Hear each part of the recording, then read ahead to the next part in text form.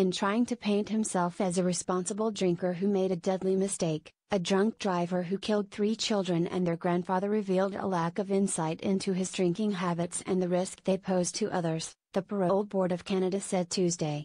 In a document laying out its reasons for denying Marco Muzzo day and full parole earlier this month. The board said the 32-year-old's reluctance to acknowledge a history of binge drinking and his admission that he does not know what contributed to his alcohol misuse raised red flags.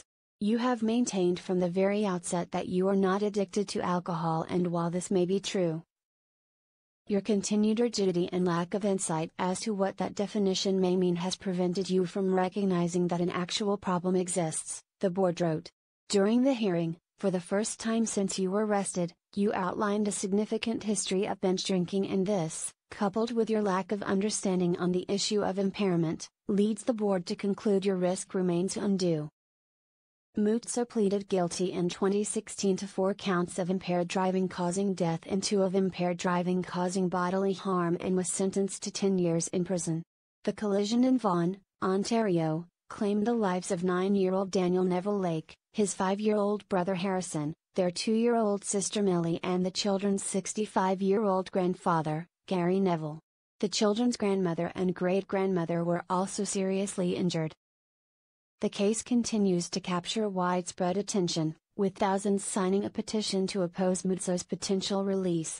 Muzzo's parole hearing in early November took place at the Beaver Creek Institution in Gravenhurst, Ontario, where he is held as a minimum security offender. He has a 2-month window to appeal the ruling, or he must wait a year to reapply for parole.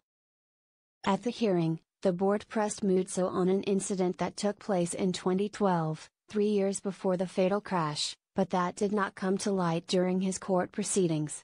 Nor was it brought to the attention of his case management team until weeks before the hearing. In that incident, Muzzo and a friend became belligerent and threatening after being barred from a strip club, then tried to kick out the windows of a police cruiser after his arrest. The parole board heard he was charged with public intoxication and held until he sobered up. While Muzzo initially said he had forgotten the incident, in fact, he was hoping that the incident would never be discussed, the board wrote in its decision. It would seem you were trying to present yourself as a modest and responsible drinker who had simply made a terrible mistake on the day of the fatal collision, it said.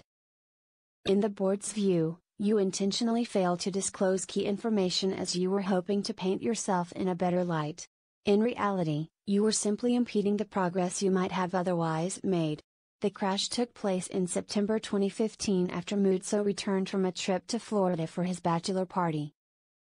His group had traveled on a private plane, and Muzzo said at the hearing he had up to 4 drinks during the flight and had been drinking until 3 a.m. the night before. He picked up his car at Toronto's Pearson International Airport and drove through a stop sign while speeding, T-boning the minivan carrying the Neville Lake family, his court case heard. Muzzo initially insisted during the hearing that he did not feel impaired at the time, but later acknowledged that he should have known better. The board said in its decision he still did not appear to recognize how drunk he was. While you now accept you were impaired at the time of the collision, you continue to minimize the severity by indicating that many of your behaviors and responses were the result of shock as much as they were due to alcohol consumption, it wrote. The Neville Lake family has said it questions Muzzo's remorse in light of his statements and the fact that he sought parole at the first opportunity.